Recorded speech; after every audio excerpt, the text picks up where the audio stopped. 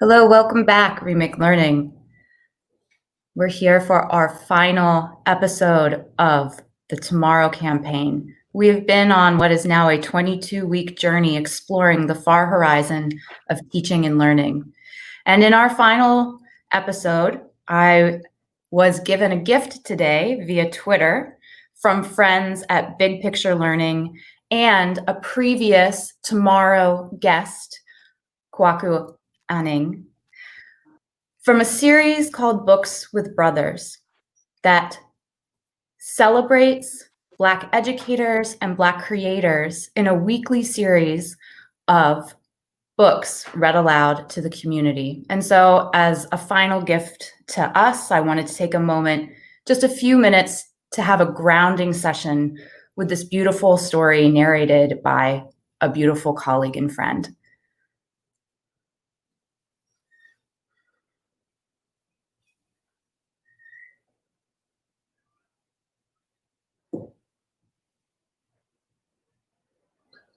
Hi, my name is Kwaku Anning, and I'm really excited to share a book with you that I read to my kids a ton. The name of the book is Julian is a Mermaid, and it's written by Jessica Love. Let's get started.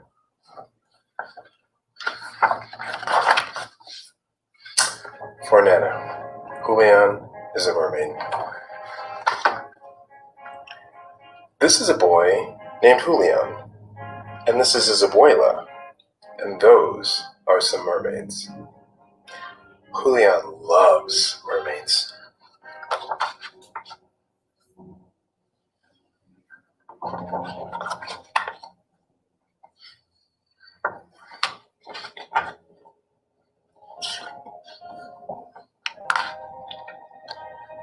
Vámonos, mijo. This is our stop.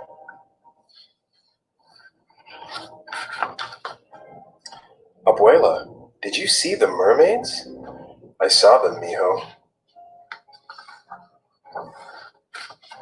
Abuela, I am also a mermaid. I'm gonna take a bath. You be good. Julian, has a good idea.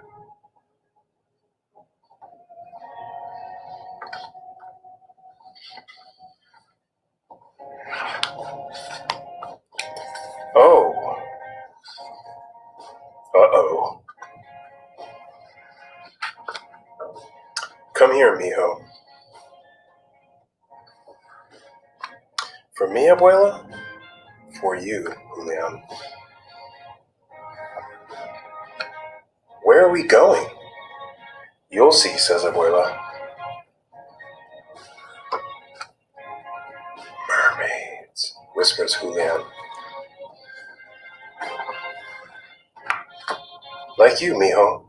Let's join them. And they do. The end.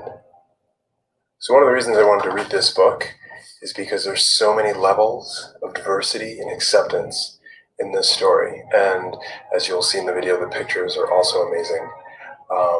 Thank you for watching, and I hope that this book is as special to you as it is to me and my family.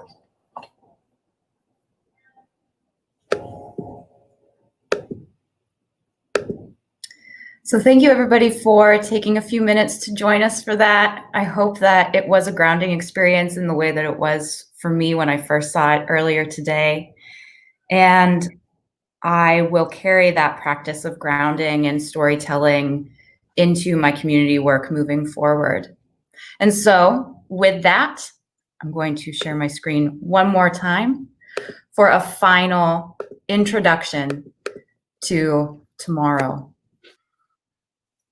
A few comfort notes for those of you who are tuning in. This session is being recorded and will be posted to the Remake Learning YouTube channel early next week.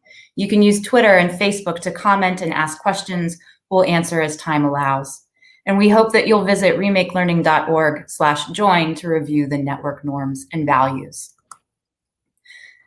This is the final episode of Tomorrow, powered by Remake Learning. I'm joined today by my wonderful co-host, co-conspirator, and friend, Jason Swanson, and the team at KnowledgeWorks, who have been on this journey with us for more than a year, planning for conversations, stories, and visions of the future of teaching and learning. For those less familiar with our work, Remake Learning is a network that is dedicated to igniting engaging, relevant, and equitable learning practices in a time of rapid technological and social change. We know that no person, organization, institution, or community can transform teaching and learning alone, so Remake Learning brings them together. If you'd ever like to learn more, you can find my information all over our website or email us at the email at the end of this introduction. Tomorrow is a campaign that has asked questions, offered provocations, and looked at methods in which we can move through and beyond into a post-pandemic future by staying grounded in timeless teachings. I spend time here to really look at the words that we use to describe justice, methods, and relationships, which anchor our work, anchor our questions, and anchor our vision of the future. Tomorrow has been asking big, broad questions around uncertain futures and what we can do today to make tomorrow a more promising place for all learners. You can learn more at remakelearning.org/tomorrow. We do hope that you will continue to connect with us as you have been on Facebook, on Twitter, on Instagram. And if you would like to learn more or have direct questions, that is our info@account via email. The team and I will respond. Join the conversation using #RemakeTomorrow. And now, as we have a conversation about time and beginnings and endings, I will pass the mic over to my wonderful colleague, Jason. Hi, Jason. Hey, Ani. So, yeah, the end and the beginning. Wonderful colleague.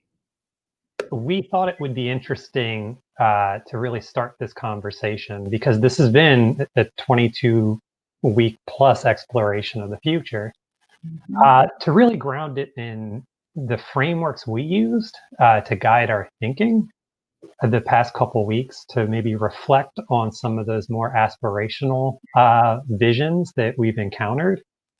And then to, keeping with the show's theme, if this is the end, to bring in the beginning, those young people that are going to have to occupy those future spaces and those future aspirations, but more importantly, are going to do a lot of that work to create that future, because the future is never created in a vacuum.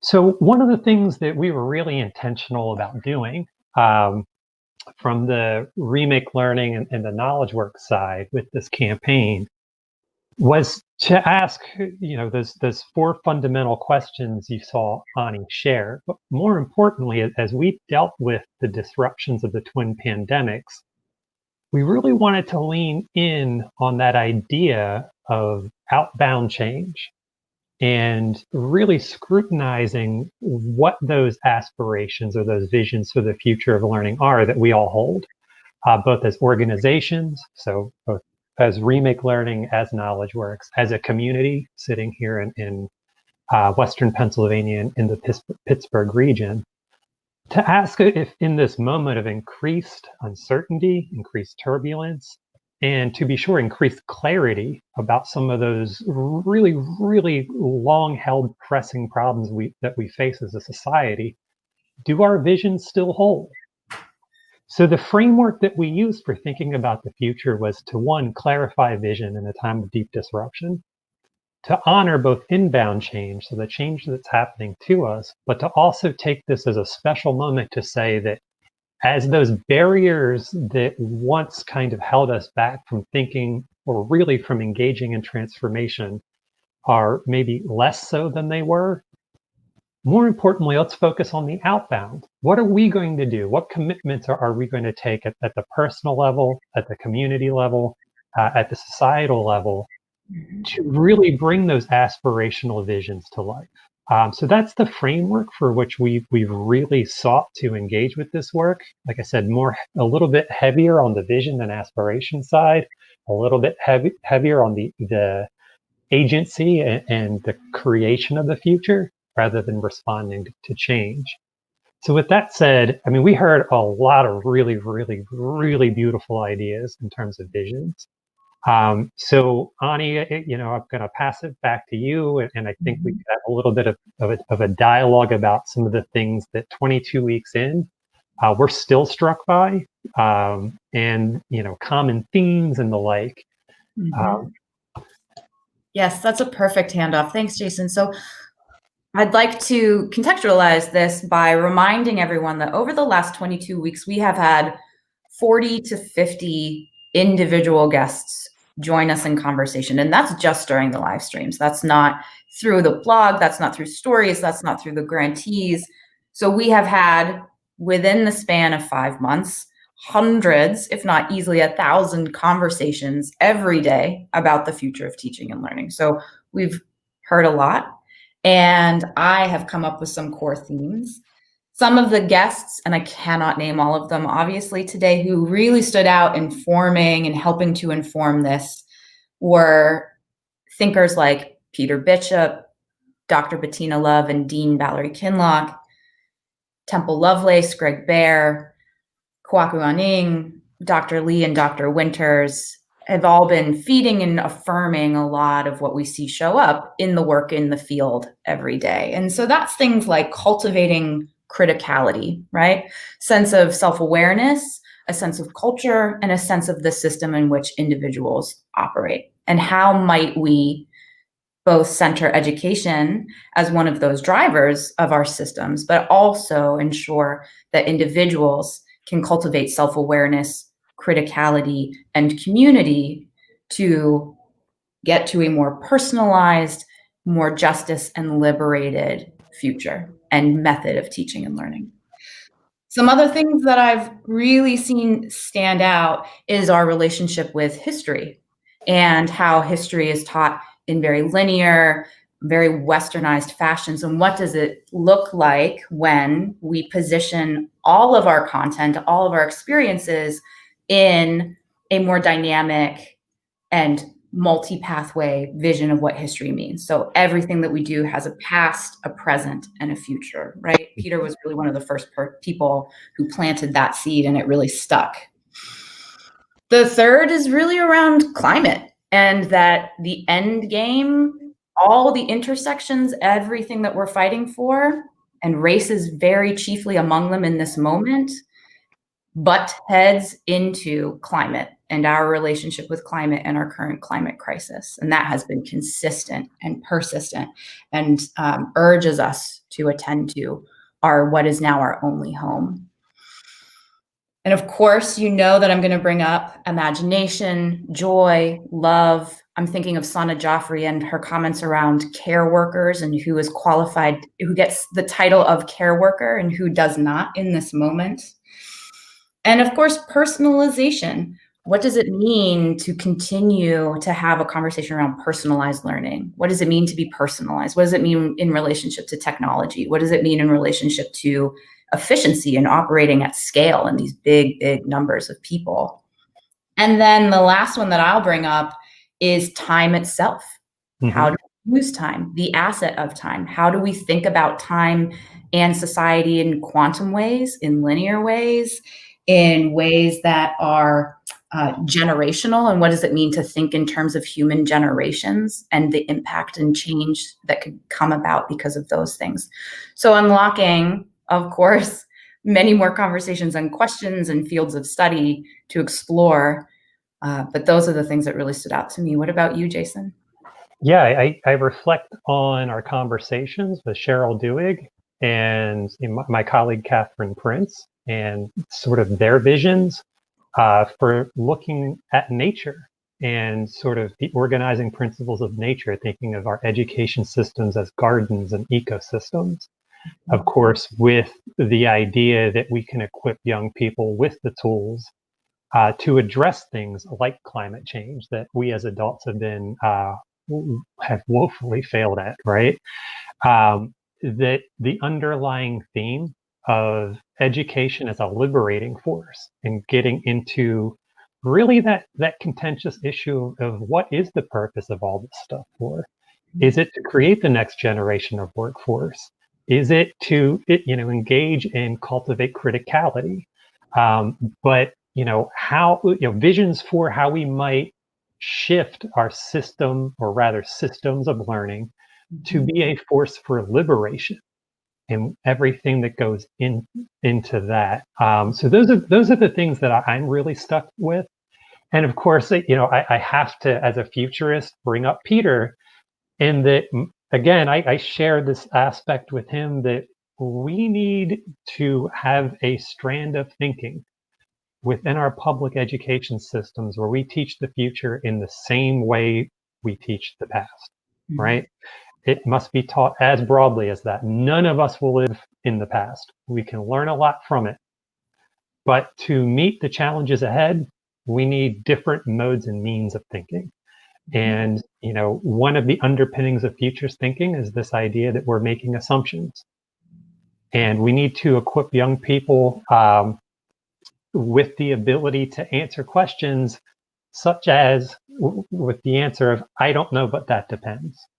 So we need to really begin looking at the ways that we can surrender certainty within our education systems and bring about the conditions for true uncertainty in classroom practices. So I was struck by hearing that quite a few times and in quite a few different ways. But I wanted to flag that as well. Absolutely. But all of it has been beautiful. All of it has been inspirational. And I think we always need avenues that are radically participatory to kind of air out these ways of thinking, to air out as many different visions of the future as possible. And I want to commend you and the Tomorrow Campaign staff for putting really this highly unique campaign together that in a lot of ways acts to democratize the future. So hats off to all of you. To us, to all of us, right? Yeah. To your point of participatory design. And with that, I think that is a great segue to bring in our honored guests for today. Yeah. So Absolutely. I'm going to give a warning to the folks in the backstage right now. You ready? Okay, great. I'm going to bring everybody on. Welcome. And so just as we did earlier today, I would love to just do a quick who's here in the room with us in terms of introductions. So I'll model and then I'll hand it over to Grace. So hey, everybody, again, I'm Ani Martinez. I'm the field director for Remake Learning, and my pronouns are she and her. Hello, I'm Grace. I'm a sophomore at Peters Township High School, and I'm in the Police Brutality and Disciplinary Justice Committee at GirlGov. My pronouns are she, her. Very happy to be here today. Thank you. Thank you, Grace. Thanks for being here. Tyree? My name, I'm stuttering. Hi, my name's Tyree, and my pronouns are he, him. As a fellow stutterer who has had serious, as I just did, stammer issues, yes, I see it, I feel it very deeply. And then, hello, Maisie. Hi, my name's Maisie. My pronouns are she, her. I'm a freshman at Shadyside Academy, and I'm in the group Teen Block MA+. Thank you and welcome, everybody. So Jason and I have asked you to start to think about, as you heard us reflecting on what mostly adults have been in conversation about the future, how can you just respond and ask us how you've been feeling about what you heard us say and compare that to maybe what you feel when you think about the future? In no particular order.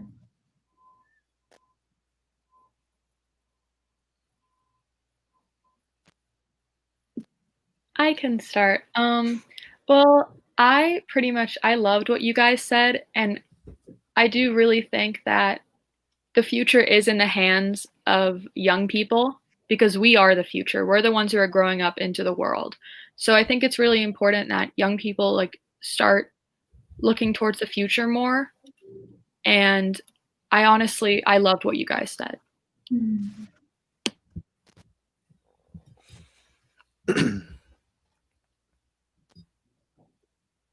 Okay.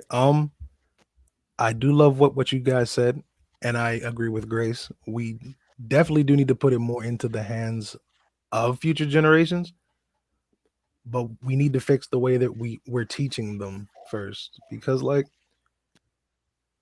when I got into high school, I just felt like I was doing the same like 5 things every week, just over and over again.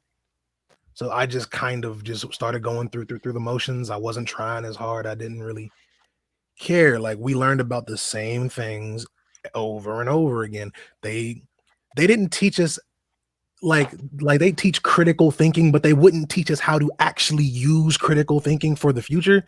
It was just, do you understand this? Yes, I understand this. This is the 5th time I've read it in my life, so I understand it. But that's kind of it. Like I didn't like I was still in high school when I met Jason for the futurist podcast project that we were working on, and I thought more about the future in those few sessions than I did my entire career of going to school. So like I feel like if we could find a way to actually teach kids to use their critical thinking on how we can affect our future, because it is our future, it would be much more helpful. I'm just not 100% sure on how to do that.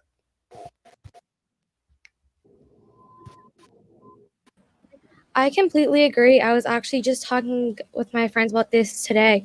We don't learn anything that can actually help in the real world. We just learn like math, just straight up math. We don't learn how to apply it or what to do with it. We don't learn how to do anything that's actually going to help us or make change. So that's interesting, right? In that we recognize there's a need to shift something, right, to prepare you for what's next, however we define what's next. And I think at the heart of this conversation is just this idea that we don't know, right?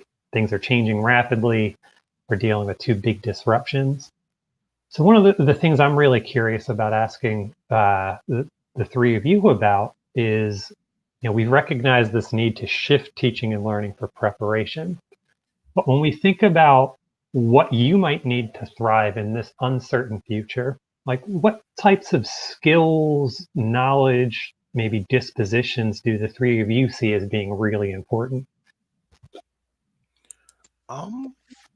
One just, I mean, I know at my school, they didn't really teach us any of the things that actually function as an adult.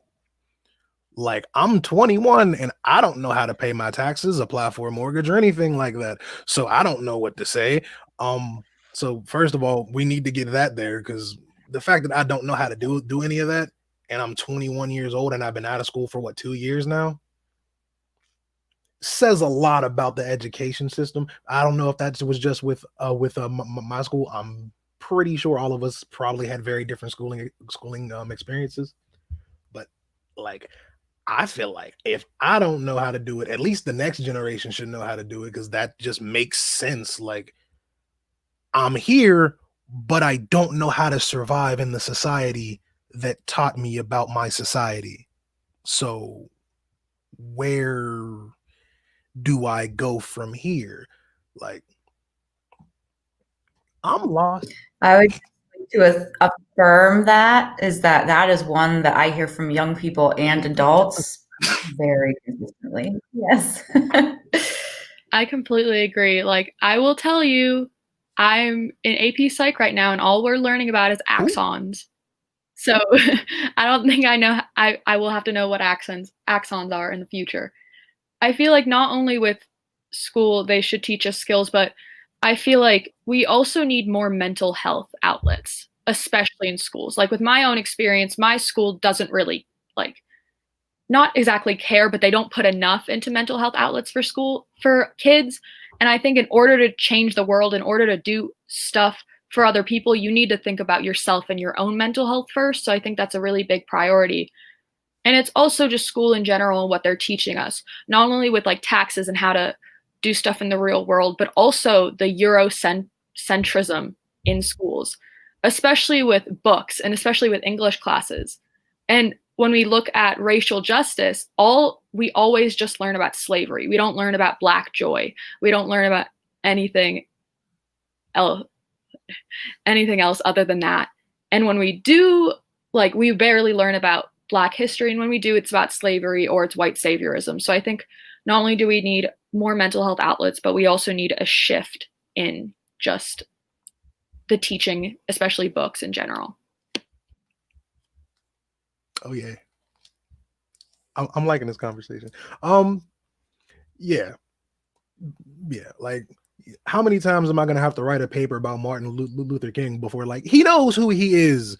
Because it's very obvious I am African American, and the fact that I only know about, well, I know more because I like to know things, but the fact that they only taught me about, we were slaves, then oppressed, now we're not slaves, but it's still kind of bad just because.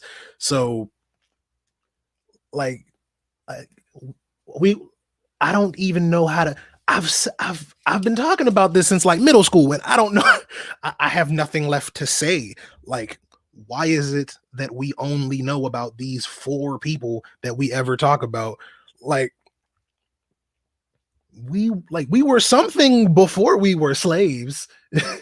I'm pretty certain that we were around for a minute before we were slaves. So what were we? But back to the mental health thing.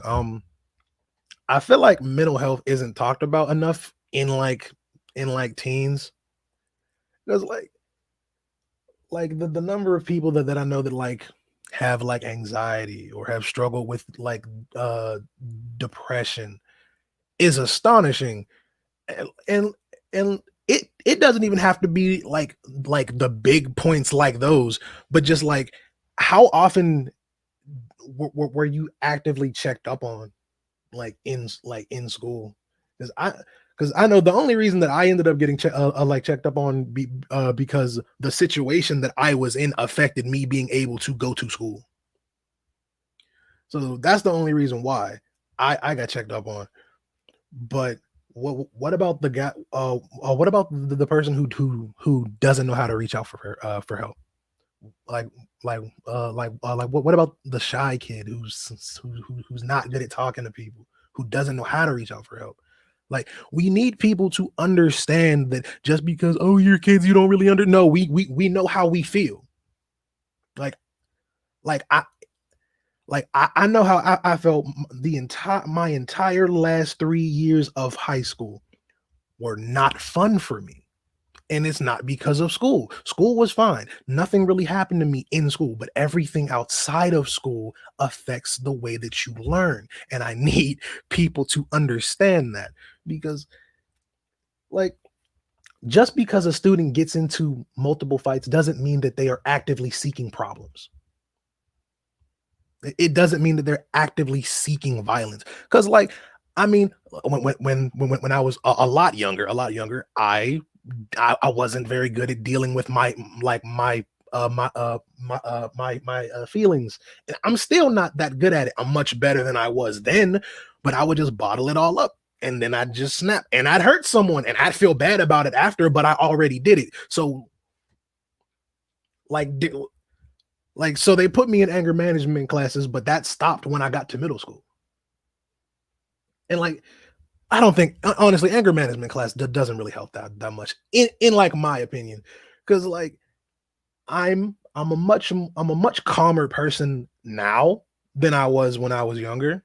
Like, I say younger, like I'm not still young. Like when I was much younger, but I do still have like those days where I'm just like, I really just don't want anyone to look at me, talk to me, don't call me, don't text me. Like, I still have those days. Am I much better at coping with how I feel now? Yes. But if we get kids early and we start teaching them how to process their emotions, like if I was still like freaking out the way that I used to, like, there's no telling who or where I'd be or if I'd even be here. So people really need to start focusing on like kids with mental health like health issues, because no one cares until it's too late. So one of the things that, yes, right? And one of the many ways that I get to think about these issues with educators, with change makers, with caregivers, with policymakers is that we use the term groundwater, right? A groundwater issue. And so if you think about groundwater, permeates all of our water, from what we drink to what we use in industrial products to the stuff that we use in our hoses, and it's in everything. It flows through nature. And if your groundwater is poisoned, right, how does that show up in these multiple spaces, right? We have lead in the water, the trees don't grow, we get acid rain, and so it permeates everything. And so it shows up in spaces like schools, like, oh, well, our groundwater isn't great, so our kids have mental health issues. And then it's easy to say, and it's this individual person's fault. So like that is definitely an area of change making that can be explored, and we do explore regularly. Jason, I see you. It's interesting, right? And that we like to talk about one of the highest outcomes we hope for an educational experience is to deepen your own self-knowledge, right? So this is a process to get to know yourself. And what I'm hearing from our three expert guests here is that our system, we can load you up with a lot of content knowledge, some of which may or may not be relevant for you making your way through life. None of this is getting at you knowing yourself at a deeper level. So, one of the ways maybe we might reframe this is to look at, whole learner health and not just measure you by an arbitrary academic metrics, right? To say that, part of this system is to develop a healthy, resilient person that has the tools to learn and educate themselves, rather than being dependent on a system for these things.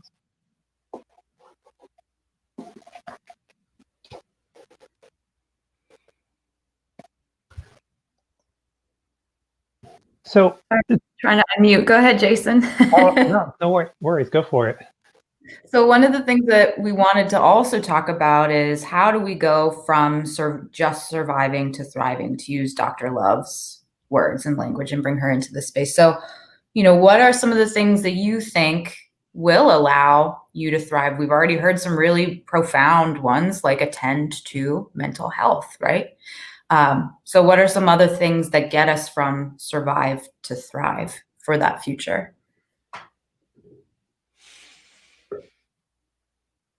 I think when we specifically talk about mental health, I know we're talking about it a lot, but one of the issues why kids don't speak up about it is because of the social stigma around it. And I think a lot of that is from the older generations. Like my dad, he doesn't like talking about mental health with me because when he was growing up, he was taught you have to hide it. Therapy is seen as a bad thing. If you're on meds, people look at you like you're crazy. And I think a lot of the issues that stem, the reason why we can't catch stuff until it's way too late is because of the social stigma. So I feel like by eliminating that, by teaching the older generations that it's not bad to go to therapy, it's not bad to be on meds, and not even just the older generations, but everyone, I think that will make a lot of changes. Yeah. I know that in the like Black community, it's definitely frowned upon to like go to therapy. It's seen as, we have a mean case of our business is like our business and it's nobody else's. So like I understand why you don't want people in your business, but there's levels to this. Like just like not wanting people to like know how much you like make a year, that's fine, but not talking to people about the trauma that you faced in your childhood from any number of things. Because I'm from Homewood. I didn't grow up in the nicest place possible, and I'm desensitized to a lot of things that I probably shouldn't be, but we don't talk about that. Like I hear, like, I'll be outside and hear gunfire and I don't even flinch. Like, that's normal for me, and it shouldn't be, for one. But we can touch on that social issue a whole other time. But the amount of just it is what it is that is in the Black community isn't good for anyone's health, for us to be growing up this way. So they're like, I don't know how we're gonna do it, but it might not even work trying to get the older generation to be okay with it.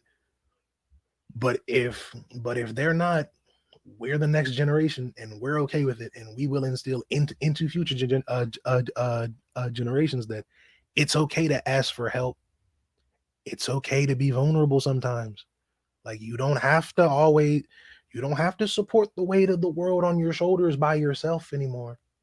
Like, even if you don't want to go to therapy, just talking about your problems helps sometimes. And that's coming from someone who's had the hardest time sharing my feelings. Like, I'm not good at that at all. But Can I ask you all three of you a question? So one of the ways that people my age have a tendency to talk about mental health, for better or for worse, is the word self-care, right? And that gets really problematic really quickly, culturally bound in lots of ways. But can you help me translate what that might mean for you? Like, what is self-care and how does that show up?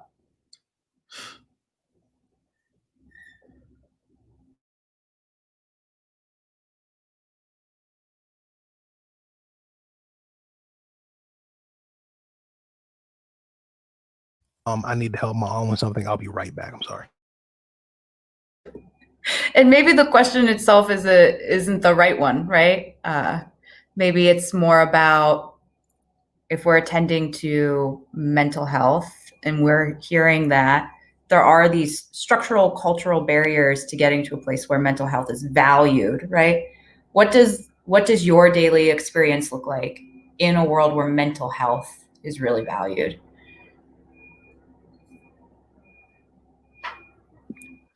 Well, I think going back to the self-care thing, I think a major issue with that is that it's kind of like, oh, you should do some self-care, but they're not telling you how to do it. Especially within cases like, I have depression. So if my mom tells me, oh, go do this, like, treat yourself nicely, by just saying that to me isn't going to help. You know? Like, it's kind of more than just a command than actual help.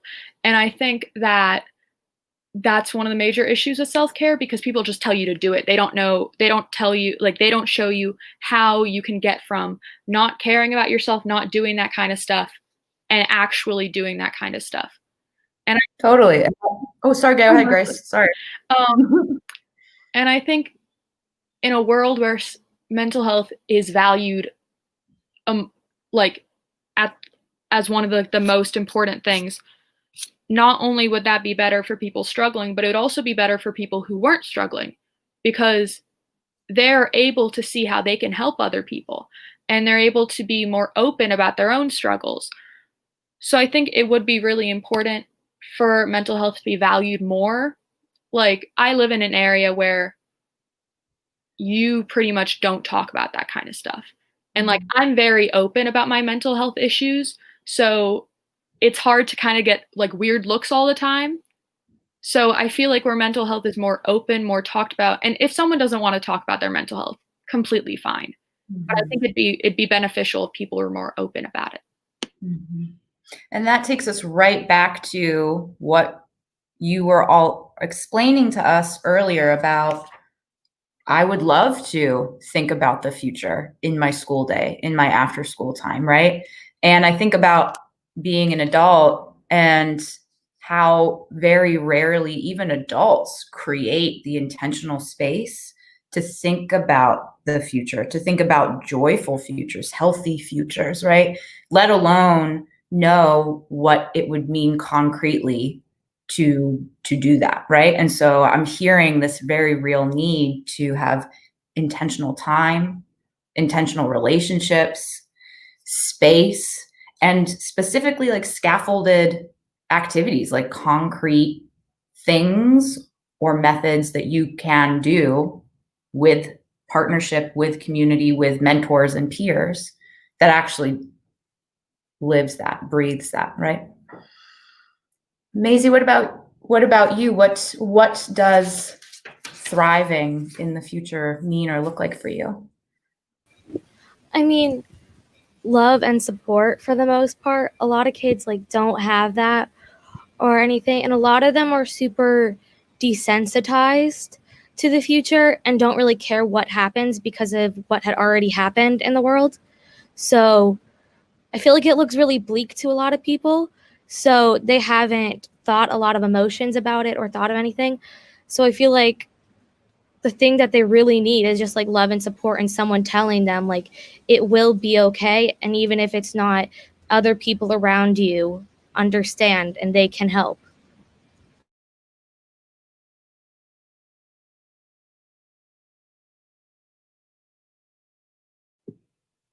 Yeah, that's a really powerful reminder and a really powerful practice too. And nowhere do I hear more content, right? Nowhere does that seem to show up in this future, or no more memorization.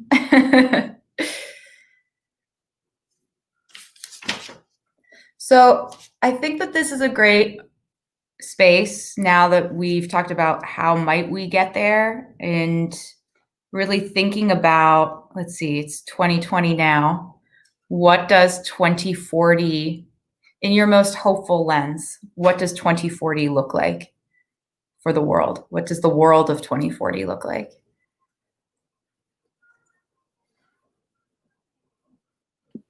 Well, for me, it looks like a lot of things.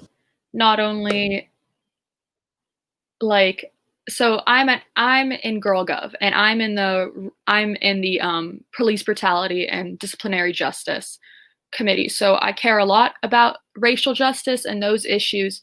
So I'd like to see a world where the school to prison pipeline is pretty much diminished, where every single thing in school isn't whitewashed, where even movies, books aren't whitewashed, where cultural appropriation is pretty much dead.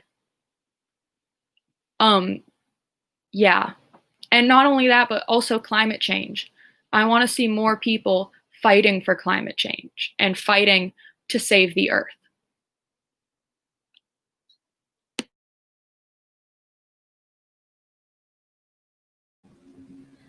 For me, it's that's really good points.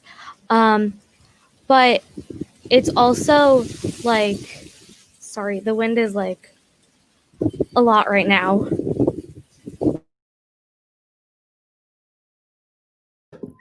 You are totally good. It's not disrupting your audio. Okay, I couldn't tell. It's like No, it's great. really windy out right now.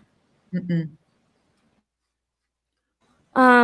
But for me, it's that, and it's also just like teaching kids how to live, teaching kids what to do in the future, how to like do your taxes or do even laundry. I know a lot of kids in my class who can't even do that yet because no one's being able to like teach them. They have no resources or people to like teach them how to do that. So it's a world where people like can actually like learn what they need to know for the future and not just like, here's like a problem to solve. Figure it out. Real world, hands-on, practical. Yes, yes, yes. We can all amen all of those points. In the face of really grand challenges that Grace brought up, right? Huge challenges, practical skills come together. And then Tyree, I don't know if you heard us, but we were talking about, as sort of our closing question, it's 2040. In your most aspirational, hopeful, joyful vision, what does the world look like? What does the world look like? Mm-hmm. Ooh. If we don't mess it up, if we do the things that we want to do. Okay, so they'll start teaching they'll start teaching kids you can still be successful without going to college, because I think schools teach a lot. Get the degree, get the get it, right? But a lot of schools don't talk about like other things you can do, like carpentry, electricians, plumbers. We need those guys. And like a lot of people like, oh, that's manual labor. No, like it is manual labor, but the people that do the manual labor make your world go round.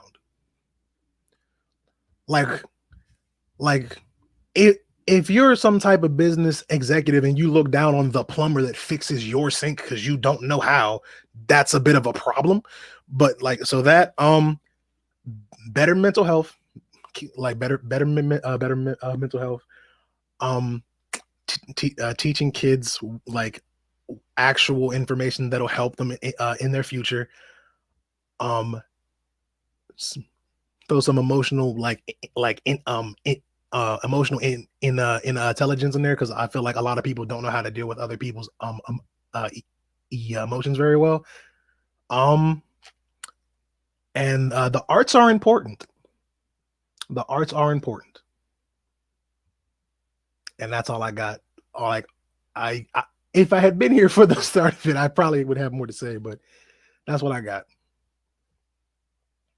No, that was perfect. That was rang true. All three of your responses were real and founded, and I see them, and I'm working in every way possible to get out of the way so that we need people can like you to help lead the way. It was together, right? To do it together, right? To bear the brunt while you guys get to dream and imagine. I think that's humans really are social creatures. We can't function without a team. I couldn't agree more. I could not agree more. Before I start with my rounds of thank yous and gratitude, Jason, do you have other thoughts or thoughts about 2040? Oh, man. We've got 15 minutes. Oh, geez. So I hope in 2040, my vision is that the world is radically human and environmentally centered, and that we recognize that, to quote, Fred Rogers here, that every single one of us is worthy of being loved without having to engage in any sort of extraordinary act. Full stop. That's it.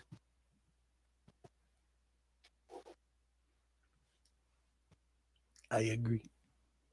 Deserving of love, full stop. Yeah. Being enough, full stop. Yeah.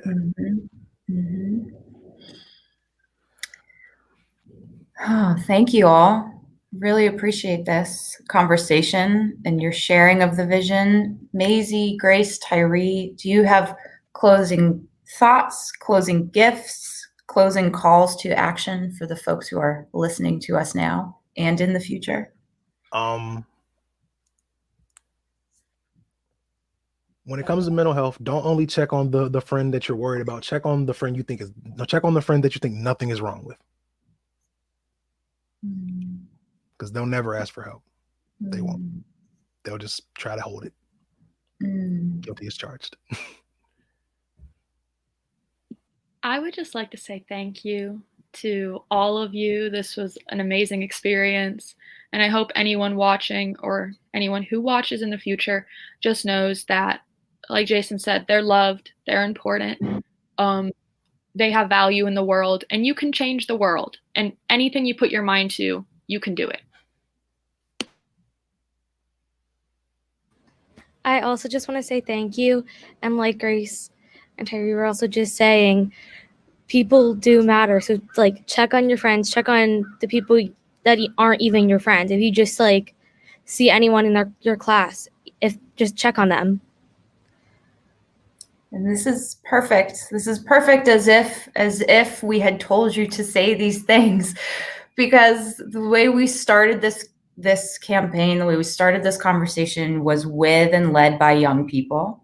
And it was with a simple expression to our community, the communities that Jason and I work with, that is based on something Mr. Rogers said, which is he had an affinity for the number 143. And so for those of you who don't know, the number 143, each number is the number of letters in I love you. No. That's sweet. Yes. Yes. And so part of what just to put my intention to the end / the beginning of this campaign has really made me question my role as an organizer, my job as a facilitator, what it means to support health, mentality, social awareness, self-awareness in this moment when we cannot be together. And so I'd like to take this as an opportunity to let everybody know that I'm starting a 143 Love Notes campaign where I will be gathering mailing addresses and sending and hopefully working with artists to create little 143 postcards, just as a simple act of doing that act of checking in, Tyree, of saying, I haven't spoken to you. An email didn't feel like the way I wanted to express my community care to you. And so that will be my intention moving forward, not in the change making space. Trust me, I have grand plans and I'm working hard for everybody, but as a personal project and an expression to my beloved community. I did not intend to share that in this live stream, but I did. So go ahead, Barry, please. I think it's crazy that we're more connected than ever, but check on people less and less.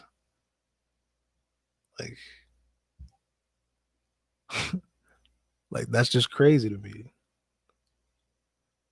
Like I could literally text like half of my family right now, hi, and I don't even know where half of them are. And it's, how are we more connected than ever before, but less connected to the people we love? And that's a grand question, right? A perfect question to chew on as we think through what is our relationship with technology, with communication, with each other, right? Moving forward. Yeah, but I actually do have to like go right now though. I think everyone's in the same boat. We have people in class, we have people in and out. It's a high season right now. And with that, I wish everyone calmness, the ability to slow down, health and wellness and community in our preparation for winter, right? So use these months, use the blessings that is the fall and the autumn months to prepare, to get well and stay well, to find your beloveds and tell them you love them, and to send gratitude to our young change makers and leaders and future bosses, to spend time with us. Thank you so much. Thank you to your schools. Thank you to the organizations who helped us connect with you. I know that that's a courageous act to say, hey, lady, I don't know you, but I will spend an hour talking to you about the future. So thank you, thank you, thank you. And thank you to every one of our listeners who spent 22 full weeks with us, watching live, watching and the recorded videos afterwards. Thank you to guests like Tyree who have returned to have additional conversations with us.